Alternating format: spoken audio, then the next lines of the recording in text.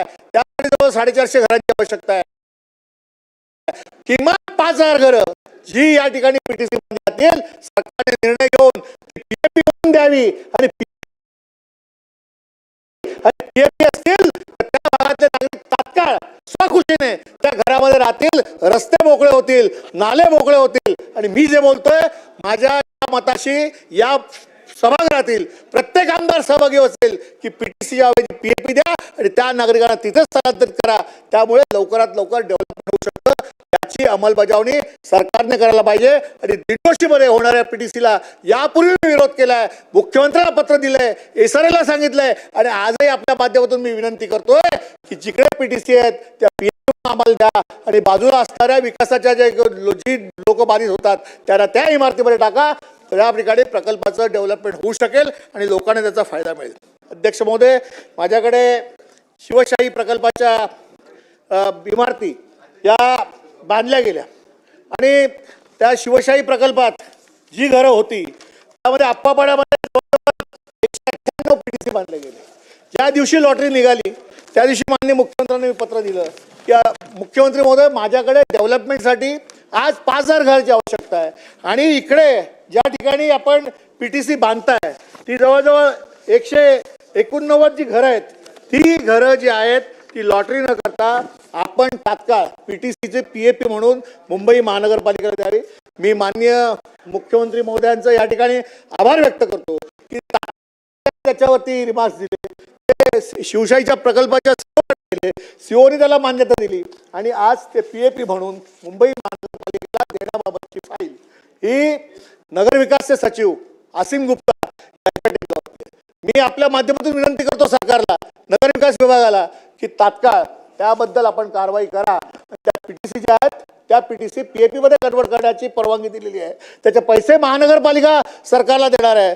ते ज्या पीएपी आमच्या ताब्यात दिल्या तर तिकडे असताना बाजूला जो आप्पापाड्यापासून लोखंडवाला जाणारा रस्ता आहे त्यातील जी घरं आहेत त्यांना आपण त्या इमारतीत घरं देऊ शकतो आणि तात्काळ त्या रस्त्याचं डेव्हलपमेंट झालं तर वाहतुकीची कोंडी दूर होऊ शकते. आणि म्हणून माझी आपल्याला विनंती आहे की याबाबत देखील तात्काळ कारवाई मुंबई महानगरपालिकेच्या माध्यमातून करण्याबाबत आज सरकारकडनं आयुक्तांना आदेश द्यावे अशी मी विनंती करतो. अध्यक्ष महोदय, या मुंबई शहरातील अत्यंत महत्त्वाचा प्रश्न आहे आणि ज्यामुळे एसआरएचे सारखे प्रकल्प जे रखडले आहेत त्याचं कारण तळमधला आणि वरच्या मजल्यावरील घरं म्हणजे 1+1. या 1+1 ला घरं दिली पाहिजेत. Endless possibilities with fuel that speaks of assured quality. Powering the drives of people who drive India forward. Nayara Energy, where fuel meets performance. 1+1 च्या लोकांना घर दिलं पाहिजे. त्याच्यावर मी उदाहरण दिलं की शहरी भागामध्ये रिपेरिंग बोर्ड आहेत पण उपनगरामध्ये रिपेरिंग बोर्ड नाही आहेत. उपनगरामध्ये रिपेरिंग बोर्ड झाले तर 65च्या जाळी आहेत, 75च्या जाळी आहेत. त्या चाळी त्यावेळेच्या इमला मालकाने तिकडे असणाऱ्या नागरिकांना सोयीनुसार आवश्यकता म्हणून ती वरची घरं त्याने विकली. त्यांच्याकडे असेसमेंट बिल आहे, त्यांच्याकडे लाईट बिल आहे, त्यांच्याकडे पाणी बिल आहे, त्यांच्याकडे तिकडे असणारी भाडेपावती आहे आणि मतदार यादीत नाव आहे, तरी देखील त्यांना एसआरए मध्ये वरच्या माळावर राहतात म्हणून ग्राह्य धरलं जात नाही. आणि जर चुकून T1 आणि T2 म्हणून एसआरएच्या अधिकाऱ्याने मानवता म्हणून त्यांना पात्र केलं तर तिकडे असणारे माहितीच्या अधिकारातले लोक तक्रार करतात आणि त्यांच्याकडे असलेला एनएक्शल मधलं त्यांचं नाव हे कमी केलं जातं, त्यांना बेघर व्हावं लागतं. आणि म्हणून मी सरकारला विनंती केली की अशी लोक आहेत, उदाहरण म्हणजे जोगेश्वरीमधलं मागच्या वेळेला मी महादेव लक्ष्मण चाळ नावाची एक चाळ आहे, 1975ची चाळ आहे. तळमाल्यावरती लोक राहतात त्यांना एसआरए मध्ये घेणार, वरच्या लोकांना पण घ्या. आणि म्हणून या कायद्यामध्ये कुठेतरी आपण सुसूत्रता आणा म्हणून मी विनंती केली होती. माझ्या दिंडोशी मतदारसंघामध्ये अशा 10 चाळी आहेत की ज्याच्यामध्ये खाली आणि वरती लोक राहतात, त्यांच्याकडे पुरावे आहेत, मतदार यादीत नाव आहे, 2011च्या पूर्वीचे पुरावे आहेत, तरी देखील त्यांना वरच्या माळावर राहतात म्हणून त्या ठिकाणी त्यांना एसआरए मध्ये घर देऊ शकत नाही. आज आशिष शेलार या सभागृहात नाही आहेत, पालकमंत्री म्हणून 1+1च्या विषयावर त्यांनी 2, 3, 4 बैठका घेतल्या. वृत्तपत्रामध्ये बातमी आली की पालकमंत्री आता 1+1 साठी पुढाकार घेत आहेत आणि आता घरं मिळणार आहेत. पालकमंत्र्यांनी बैठका घेतल्या, ती फाईल गेली कुठे?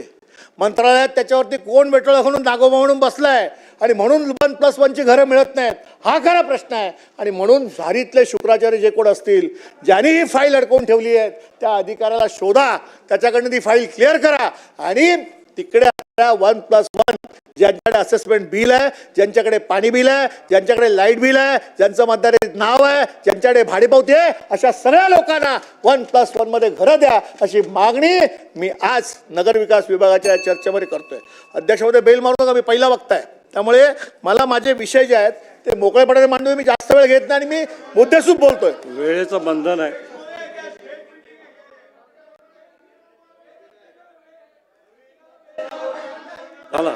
अध्यक्ष महोदय, नगर विकास विभागाच्या भ्रष्टाचाराबद्दल बोलतो. अध्यक्ष महोदय, मी नगर विकास विभागाच्या भ्रष्टाचाराबद्दल बोलतोय. अध्यक्ष महोदय, अलीकडच्या काळामध्ये मुंबई महानगरपालिकेत असं बेल नका, मी बोलतोय, मी पहिला वक्ता आहे, त्यामुळे पहिल्या वक्त्याला किमान बेल मारायची नाही. माझे 3-4 मुद्दे आहेत, ते मला मांडू दे. अध्यक्ष महोदय, ज्या बदल्या झाल्या त्या बदल्यांना मुख्यमंत्र्यांनी स्थगिती दिली. मुख्यमंत्री जेव्हा स्थगिती देतात तेव्हा त्यात भ्रष्टाचार असतो. कोण अधिकारी IAS अधिकारी होता, कोण मुंबई महानगरपालिकेचा अधिकारी होता, कोण त्या बदलीकडे इंजिनियरांकडनं 25-25 लाख रुपये गोळा करत होता आणि म्हणून ती बदलीची लिस्ट त्यांनी बनवली आणि मग ते मुख्यमंत्र्यांना कोणीतरी तक्रार केली म्हणून ती बदली थांबवली. मला एवढंच म्हणायचं आहे, भ्रष्टाचार नसेल तर चौकशी करा. SIT लावा म्हणून मी मागणी केली आहे. CID मार्फत चौकशी करा आणि हे भ्रष्टाचारी कोण आहेत त्यांना शोधा आणि त्यांना फासावर लटकव. जे लोकांसमोर येऊ दे आणि कळू दे की आम्ही सुशासन चालवतोय पण अधिकारी अशा पद्धतीचे भ्रष्टाचार करतायत. त्यांना एकदा लोकांसमोर येऊन त्यांचं जे काय आहे ते उघड होऊ दे अशी माझी मागणी आहे. अध्यक्ष महोदय, आज ट्रॅफिकची समस्या मुंबईमध्ये आज हरकत होऊ शकत नाही. मी पुरवणी मागण्यावर बोलतोय. अध्यक्ष महोदय, हरकत होऊ शकत नाही. मी पुरवणी मागण्यावर बोलतोय. अध्यक्ष महोदय,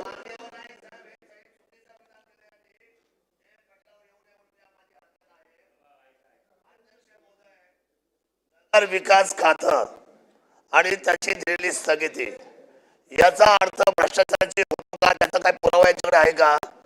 हे जे निनावी पद्धतीने आज भाष्य करतायत, आज निवडणुका डोळ्यासमोर आहे आणि ही विधान करणं ही सर्वसामान्य जनतेची आणि त्या मतदाराची फसवणूक आहे. ही दुर्भेग आहे. यांनी त्या पटल्यावर आपल्या अध्यक्ष महोदय ते पुरावे द्यावेत आणि मग नगर विकासाचं नाव यांनी घ्यावं. हे दादांचं खोटं आहे, हे चुकीचं आहे आणि हे पटलावर काढण्यात यावं. हे चुकीचं पटलावरून काढण्यात येईल. मी पुराव्याशिवाय बोलत नाही. ते पुरावे आपल्याला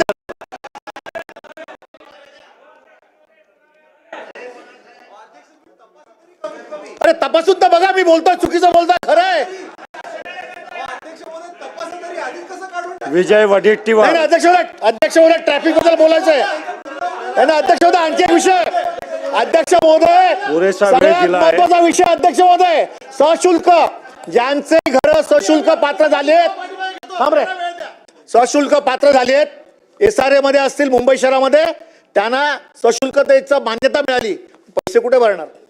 SRA वाले म्हणतात महानगरपालिकेच्या प्रकल्पातील घर आहेत, तुम्ही महानगरपालिकेमध्ये कुठचीही व्यवस्था नाही, ना तिथे विंडो आहे, ना कोण पैसे घेत, ना महापालिकेचा आयुक्त, ना अतिरिक्त आयुक्त, ना DMC, ना वॉर्ड ऑफिसर. पैसे भरायचे कुठे? सशुल्क पात्र करता, लोकांवर वाऱ्यावर सोडता, लोक आपले फेऱ्या मारतायत, SRA मध्ये जात आहेत, महानगरपालिकेत जात आहेत आणि म्हणून या सशुल्कतेबद्दल निर्णय घ्या अशी माझी विनंती आहे. अध्यक्ष महोदय, अरे मी पहिला वक्ता आहे. पुरेसा वेळ दिला. रत्नाकर गुट्टे. अध्यक्ष महोदय, मला तुम्ही बसू शकत नाही. अध्यक्ष महोदय, मी पहिला वक्ता आहे. अरे अध्यक्ष महोदय, पहिला वक्ता आहे, काय बसवत आहे? अरे अधिकार आहे माझा. वेळ दिला जाईल ना. अध्यक्ष महोदय, अध्यक्ष महोदय, मी पहिला वक्ता है. अमीन पटेल. क्यों? मेरा पार्टी का है, मेरा पार्टी का सभा है. बैठो तुम, बैठो नीचे. बघून बोला. बैठ नीचे. मी अध्यक्षाबरोबर बोलतोय. सुनील प्रभू, तुम्ही आपल्याकडे बोलून बघायचं. ते काय बोलतात बघून बोलायचं आहे. तुमचा वेळ झाला. थांबा.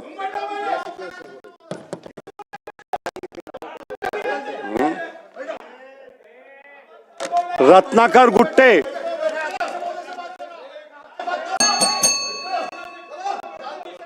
तुमचा वेळ झाला आहे. बस.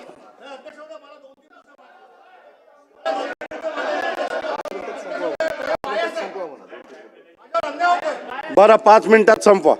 चला. अध्यक्ष महोदय, मी आणि सर्वांनी नोंद घ्यायची. फक्त मुद्दे या ठिकाणी मांडायचे आहेत.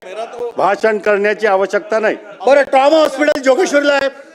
या ट्रॉमा हॉस्पिटलमध्ये बात करणे वाला एक मिनिट थांबा ना, एक मिनिट. माझं नाव काढलं होतं, मी अमित देशमुख साहेब बोलणार आहे त्याच्यानंतर. तुमचं आहे? इनके बाद में बोलो. चलो. अध्यक्ष, ट्रॉमा हॉस्पिटल आमच्याकडे जोगेश्वरीला आहे. आज काय परिस्थिती आहे? डॉक्टर नाही आहेत. ऑपरेशनला समजा एकदा ऍक्सिडेंट होऊन तिकडे गेला रुग्ण तर डॉक्टर नाही आहेत. तिथे ऑपरेशन होत नाहीत, गोळ्या नाहीत, औषधं नाहीत. काल कुत्र्यावर चर्चा होती. कुत्रा चावला तर रेबीचं इंजेक्शन नाही. ही परिस्थिती आहे. आणि मग महानगरपालिका हॉस्पिटल चालवते की मस्करी करते, हा प्रश्न आहे. आणि म्हणून मला असं म्हणायचं आहे की आज कांदिवलीला शताब्दी उडाले. नवीन बांधण्याची इमारत तिकडे आपण सुरू केलं काम, परंतु 3 माळे झाले. पुढे अद्यापपर्यंत इमारतीचं काम बंद आहे. पुढचे पैसे मिळाले नाहीत. उपनगरामध्ये आपण आरोग्य व्यवस्था देणार कशी, हा प्रश्न आहे. आणि त्यामुळे जर कोण नोटिंग करत असेल, मंत्री हे समोर बसलेत ते, तर त्यांनी त्यांच्या भाषणामध्ये ट्रॉमा रुग्णालयामध्ये आपण कशी व्यवस्था करा, डॉक्टरांची, औषधांची आणि ऑपरेशनची आणि शताब्दी रुग्णालयाची ती इमारत तिचं काम बंद आहे, तर कधी सुरू होणार, अमीन हे जरा कृपया पटेल. सांगावं. आणि अध्यक्ष, शेवटचा मुद्दा, शेवटचा मुद्दा, कन्क्लूड करा. शेवटचा मुद्दा. अध्यक्ष महोदय, गृहनिर्माण विभागाशी संबंधित मुद्दा आहे. गृहनिर्माण शेवटचा मुद्दा आहे. शेवटचा मुद्दा आहे. अरे शेवटचा मुद्दा आहे रे. अध्यक्ष महोदय, माझ्याकडे शिवशाही पटेलचं सांगितलं ना. शिवशाही नावाचा एक प्रकल्प आहे. कुर्ल्यावरनं स्थलांतरित झाले एअरपोर्टची लोक आपण शिवशाहीने बांधलेल्या त्यावेळेच्या त्या इमारतीमध्ये बसवली. 2600 घरं आहेत आणि आज इमारती जीर्ण झाल्या. ना तिकडे शिवशाही रिपेरिंगला पैसे देत, डिलॅमिनेट कंडिशनमध्ये बिल्डिंग आहे, ना मुंबई महानगरपालिका रस्ते बनवत, ना सिवरेज लाईन. माझी विनंती अशी आहे की सरकारने स्वतःहून पुढाकार घेऊन या सगळ्या इमारती तोडून पुन्हा नव्याने त्याचं रिडेव्हलपमेंट करावं. आणि मला असं वाटतं की मुंबई महानगर क्षेत्रामध्ये जसं 20 वर्षापूर्वी एसआरच्या इमारती आहेत त्या तोडून 33-39 स्कीम जी आपण डेव्हलपमेंटसाठी आणतोय, त्याच पद्धतीने महाराष्ट्राच्या पुनर्विकासासाठी सरकारने पुढाकार घ्यावा आणि याचा पुनर्विकास करावा, अशी मी आपल्या माध्यमातून सरकारला विनंती करतो. अध्यक्ष महोदय,